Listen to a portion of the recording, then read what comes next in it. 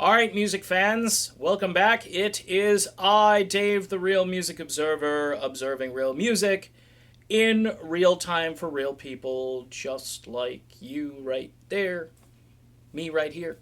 Uh, I just read a vintagerock.com article about Jethro Tull going on tour, which I think is cool. Hey, Robert Plant, can you take a hint from Ian Anderson, maybe? Uh, Again, even if Zeppelin did one date, I think it'd be cool. But I've always loved Jethro Tull. I guess I'm kind of weird. And it's the classic rock side of me that when I first got into radio, I sent out this demo tape as a fluke from my college days. And I knew they were looking for quote unquote talent right near where I lived on Cape Cod. And lo and behold, a guy with no radio voice gets the gig, becomes the music director at the station for a while, and I really got immersed in all of the music that they were playing, including Jethro Tull. And you had to know your stuff. You had to go back, you know. I remember sitting in the production room listening to Benefit and Stand Up, which are like the two first Tull albums. Everybody talks about Aqualung, but we used to play probably 30 or 40 tracks from Jethro Tull. Now, the article from Vintage Rock talked about how 29 years ago, Jethro Tull just stole a Grammy from Metallica. And I'm about to say something very controversial that most of the rock world won't agree with. Like I haven't done that before. I'm very happy that Jethro Tull won that Grammy, and they deserved it. Yes, if you're a Metallica person, you're scratching your head right now. I really don't care. The category was best hard rock, whatever, performance.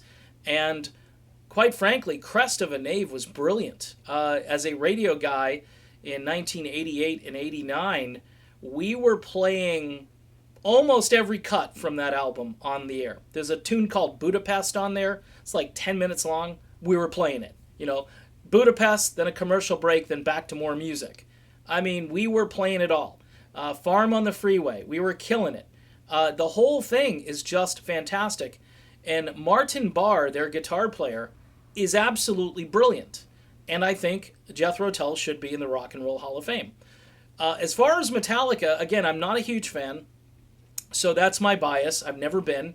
I did see Metallica play live with Ozzy on the Ultimate Sin tour, and I think they were supporting Master of Puppets, something like that. I don't even know. It was, look, folks, I was 20 years old. My ears were bleeding after the Metallica set. It was just too damn loud. It was the Worcester Centrum, and I was in the nosebleed seats because that's all we could get for tickets. And my friend, he was a huge Metallica fan, like, yeah, and I'm sitting there going, bring on Ozzy. Now, it's not like Ozzy wasn't loud, but compared to Metallica, Ozzy was Cat Stevens, okay? It was just... I'm serious. I was like, oh, thank you, Ozzy, for toning this down. And it was, I just didn't like it. And it was dun dun dun dun dun dun dun dun dun dun dun dun dun dun. That's the whole Metallica thing.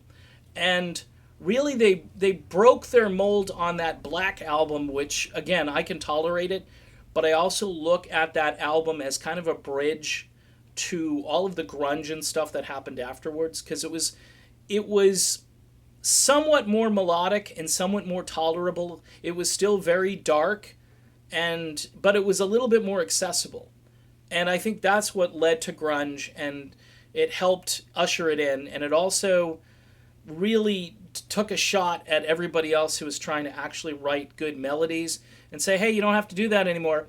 You can sort of write half-baked melodies and keep it to like maybe 2 or 3 chords, and you're a rock band. And then you had all these Stone Temple Pilots and blah, blah, blah. Okay, so that's just me. I mean, if you like that stuff, more power to you. It ain't my cup of tea. Jethro Tull, however, had this catalog, which, I mean, radio has completely said, okay, bye, Jethro Tull. I don't even think they're playing Aqualung anymore, which we just had to kill it. The stations I'd listened to in Boston back in the early 80s, I mean, Aqualung was like 7 years old, and it was a staple you had to be playing, or 9 years old, whatever, you had to be playing Aqualung, and it was on all the time. That entire album is a fantastic album, but you had things like Thick as a Brick and Too Old to Rock and Roll and, Heavy Horses and all that stuff. Songs from the Wood. We played that. I mean, it may not sound. Look, Living in the Past, if you don't even like music, go listen to Living in the Past by Jethro Tull. All right, now, maybe it's because they had acoustic guitars and flutes. People couldn't handle it, especially Crest of a Knave. How could something with all of this sound and ear candy be nominated for a hard rock album? Well, number one, it was creative. And again, I point to Martin Barre, the guitar player, who is, he might top my list of underrated guitar players. His work is just so diverse and interesting, and if he needs to be a hard rock guitar player, he can crank it. And they kind of let him loose a little bit on Crest of a Knave, especially on the guitar solos. I mean, the dude is just ruthless. And then even the stuff that came later, like Rock Island, and I think it was Catfish Rising after that, they really kept that formula in place, but at that time, radio had begun to move away. And I think some station folks were probably really resentful. It's like, yeah, we played Crest of a Knave, and we didn't want that to be number one as far as the Grammys and so forth. So this other stuff you're shoveling toward us, we're just going to ignore it. And they kind of did. I mean, I know I played stuff off of Rock Island, but at that point, Tull had, they had peaked, and then they became sort of just, I think they had an album later on called like jtull.com or something, and they did a Christmas album.